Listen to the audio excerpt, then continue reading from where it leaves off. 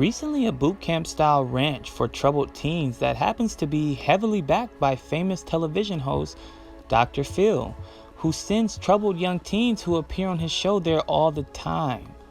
Well, that ranch is now under fire and being sued by a girl who was sent there when she was only 16. She claims she was sexually abused during her stay. Let's read the article. A Colorado woman whose parents took TV shrink Dr. Phil's advice and sent her to a boot camp style ranch in Utah for troubled teens sued the ranch on Wednesday, charging she was sexually assaulted there. Hannah Archuleta, now 19, says she was transported against her will to Turnabout Ranch in Utah directly after she appeared as a guest on Dr. Phil's reality TV show.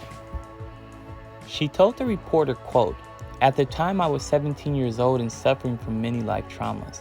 I had recently learned that my mother was terminally ill with liver failure and I was very vulnerable and heartbroken," she said. Within 2 weeks of her arrival, a man working at the ranch groped her in one of the facility's barnyard areas.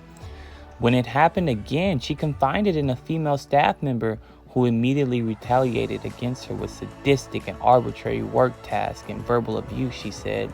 "I was required to spend extra time picking up horse shit, walking in circles around horse coral, and sitting at a desk facing a wall for hours. I also had to do forced labor outside in below freezing temperatures and sleep on a wooden plank with no pillow," she told reporters, adding ranch leaders also refused her access to the bathroom. The ranch, which markets itself as a Christian residential treatment program for troubled teens, says it teaches real values through a combination of therapy, education, and cattle farming. Archuleta says she felt empowered to come forward publicly with her allegations after hearing Paris Hilton testify before Utah Senate. Paris Hilton spoke in support of a bill that would require more Utah state government oversight of youth residential treatment centers. At the hearing, Hilton related her disturbing experiences at Provo Canyon School in Utah, where her parents sent her for more than 11 months at just the age of 16. Quote, she said, "From the moment I woke up until the moment I went to bed, it was all day screaming in my face, yelling at me, continuous torture," Hilton said. "The staff would say terrible things. They were constantly making me feel bad about myself and bullying me. I think it was their goal to break us down, as they were physically abusive, hitting and strangling us. They wanted to instill fear in the kids so we'd be too scared to disobey them," Paris Hilton said. I'd like to add that she did get this bill passed just yesterday. After news broke out about the abuse claims, Dr. Phil's most popular guest, Bhad Bhabie, spoke out. She took to Instagram and said, quote, "This makes my blood boil.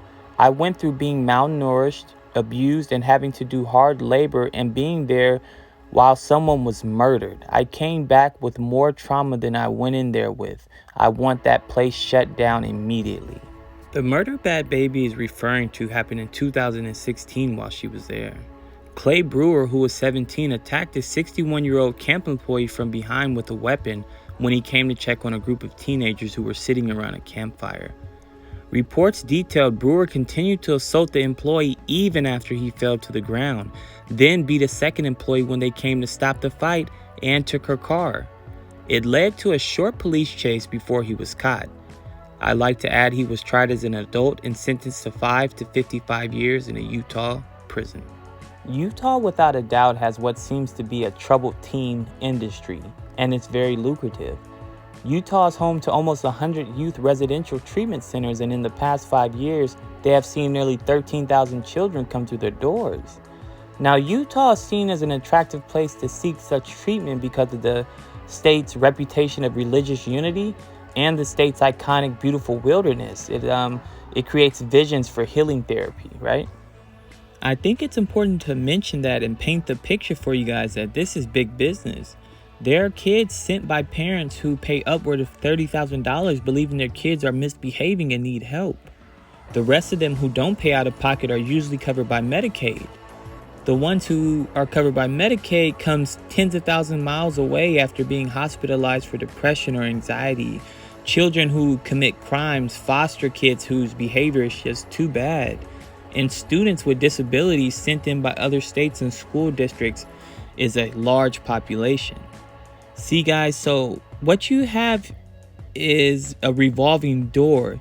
And what's going in and out? Society's misfits, troubled kids, they're the black sheeps of their family. And these institutes know that.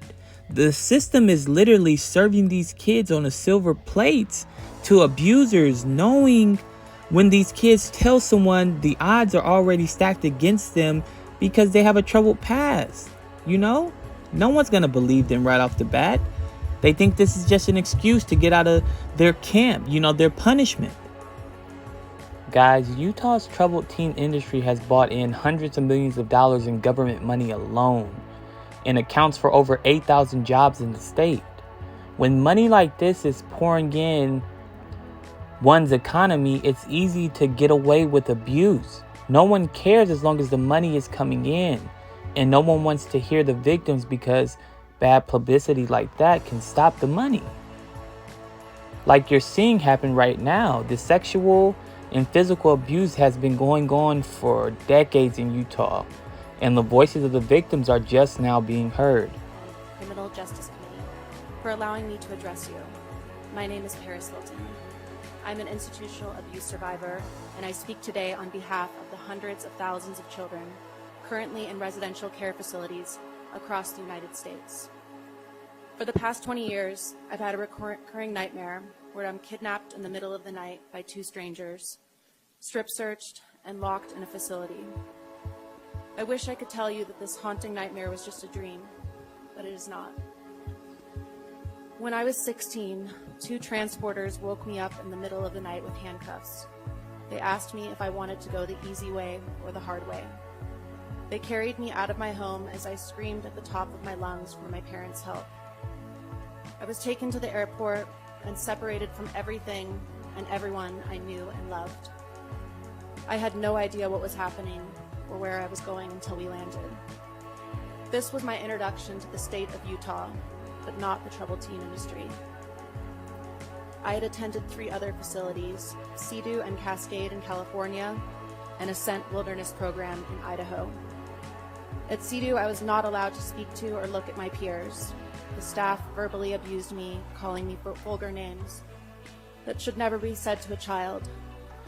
Sea-Doo forced us to participate in attack therapy designed to humiliate and degrade you. I did not comply with the program, so I was brought to Ascent in Idaho.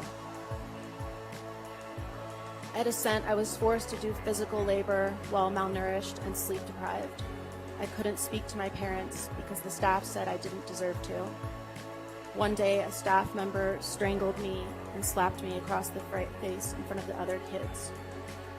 She did this to instill fear in everyone, despite hypothermia and physical beatings. Like, comment, subscribe. Make sure you follow us on Instagram at Woke Society LLC. Until next time.